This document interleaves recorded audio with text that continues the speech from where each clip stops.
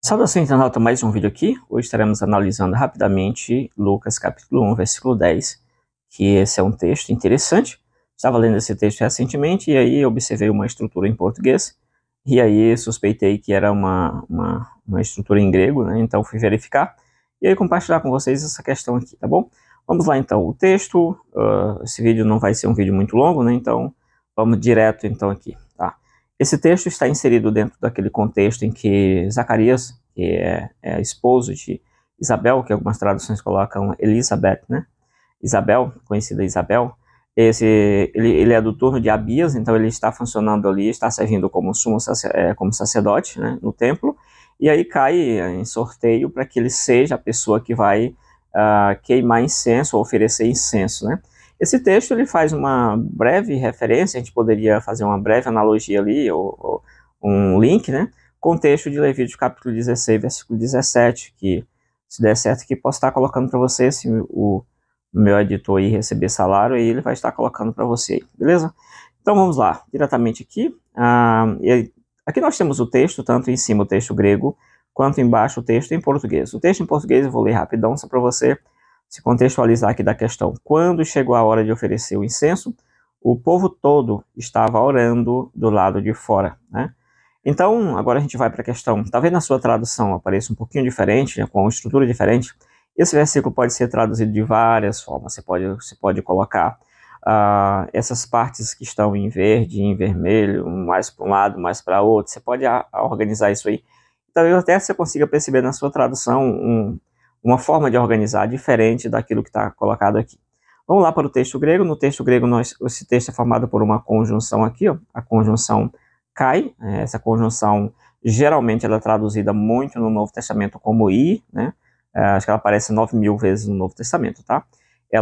Geralmente ela é traduzida como i, ou então, também, né? I também, e mais outras formas também de tradução. Aqui ela está sendo consumida, né, por essa estrutura temporal aqui, ó. Chegou a hora, né? Quando chegou a hora, ela está dentro aí dessa estrutura. Bom, então o que nós temos depois aqui no texto grego? O que nós temos depois dessa conjunção? A conjunção aparece primeiro, né? Fazendo uma adição, trazendo uma informação aqui a mais concernente a isso, dando segmento à narrativa, enfim, né? Beleza, então vamos lá. Aqui nós temos essa parte, depois da parte do Kai, que aqui ele está envolvido, como disse, repito, dentro dessa estrutura temporal, quando chegou a hora, no quando aqui, esse vem depois aqui dele, talvez na sua Bíblia esteja I, e não a parte de quando, mas a parte de i. E aí nós temos a estrutura da frente, que é exatamente isso aqui, ó. Essa estrutura da frente em verde, que seria pantopletos, né? Pantopletos, o pletos seria exatamente i, ou toda a multidão, né? Panta, o pan aí no caso, né? E aqui ele está funcionando numa estrutura neutra, né? Toda a multidão. E a multidão, no caso. E aí nós temos toda a multidão, essa multidão. Que multidão é essa? Tem alguma coisa especificando mais essa multidão, dando alguma caracterização dessa multidão? Toda a multidão aqui, ó. Tulaiu, toda a multidão do povo. Ou toda a multidão do povo. Veja que a tradução ela vai saltando ali para se encaixar melhor naquilo que o autor está querendo colocar. A forma que o autor escreve é diferente da forma que você vai inverter para o português, né?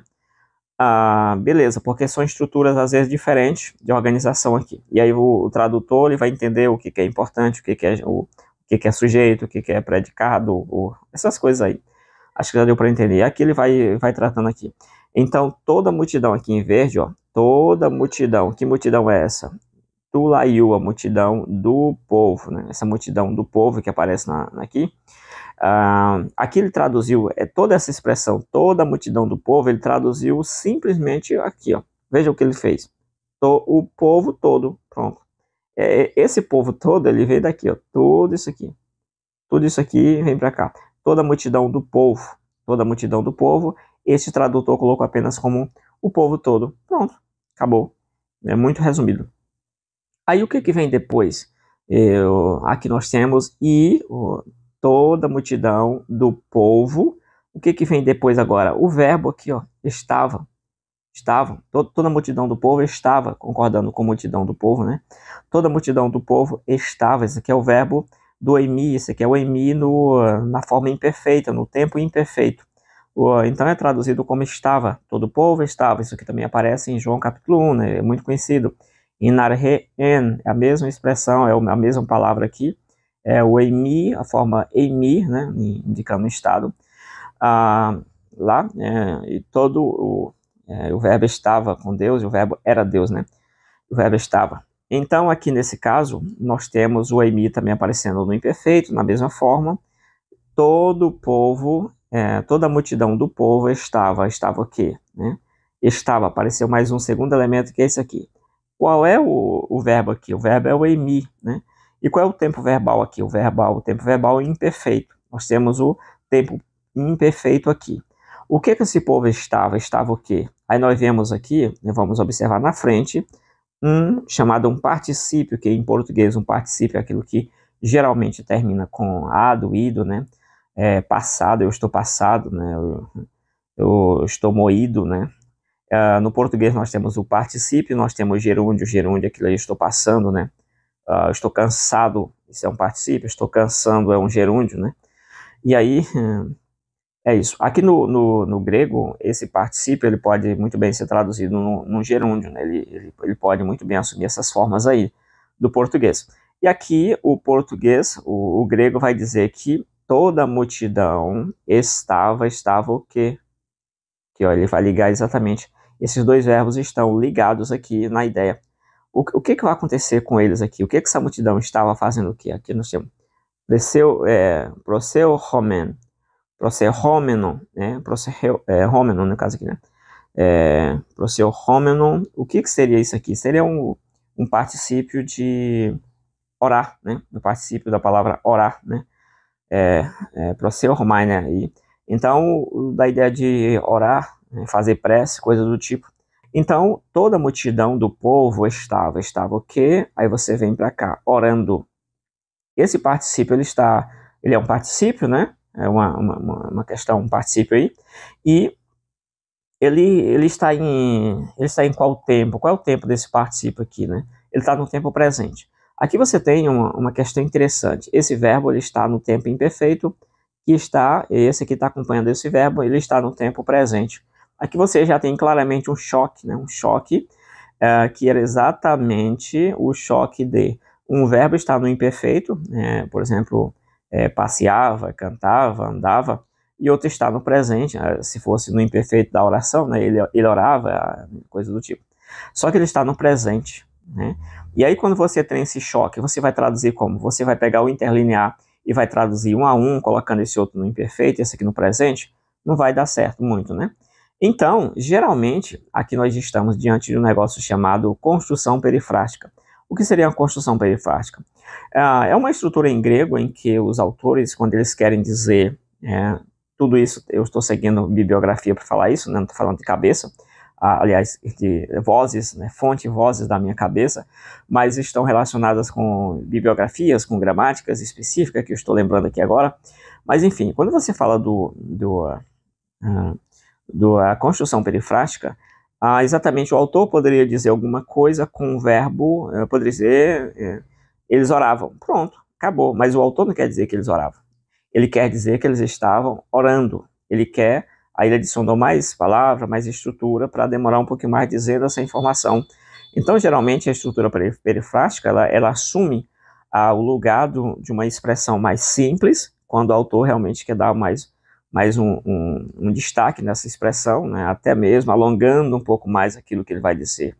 Ele estava sofrendo, né? Ou se poderia dizer, ele sofria, né? Em outro tempo, você poderia usar um tempo próprio para isso, mas geralmente se faz isso aqui. Então, quando você tem esse choque dentro das estruturas perifrásticas, você bate o olho aqui, você vê mais ou menos, aqui é uma estrutura perifrástica. Exemplo de uma estrutura perifrástica. Quando diz assim lá em Mateus 3, né? E João estava batizando. Ele estava batizando.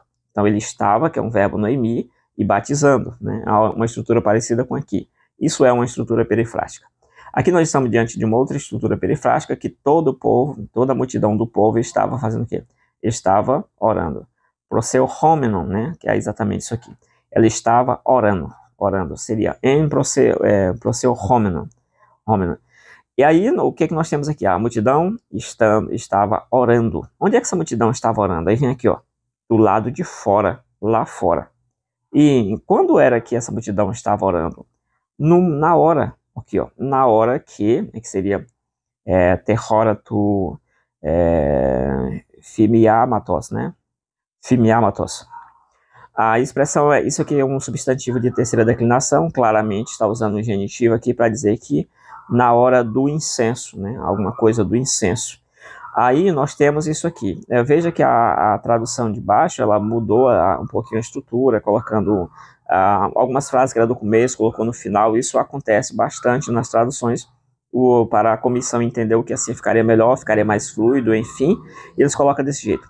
Então aqui você está diante de uma estrutura perifrástica, a estrutura perifrástica tem essa característica, e aqui você vai traduzir como o quê? Quando você está diante de uma estrutura perifrástica, que quem estuda grego, essa expressão estrutura perifrástica não é mais segredo, né? As pessoas já conhecem.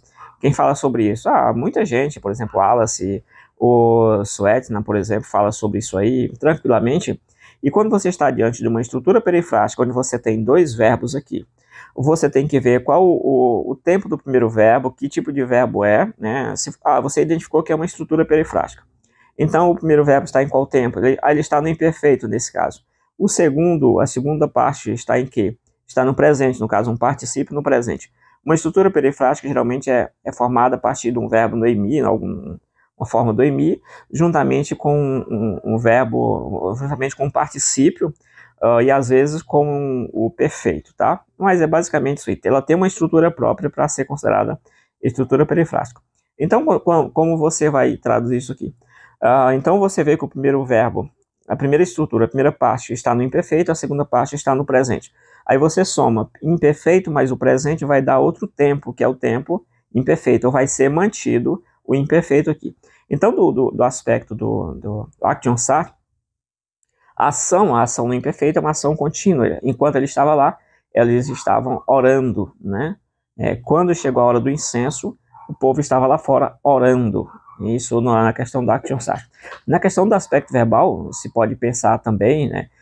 Fazendo uma análise um pouco mais avançada, aí, até mesmo, agora eu estou fazendo uma análise muito simples, que o autor, com o imperfeito, ele quer trazer essa informação muito mais para próximo do falante, do leitor, essa ideia de que eles estavam orando ali, é uma informação importante, eles estavam orando enquanto ele estava lá dentro.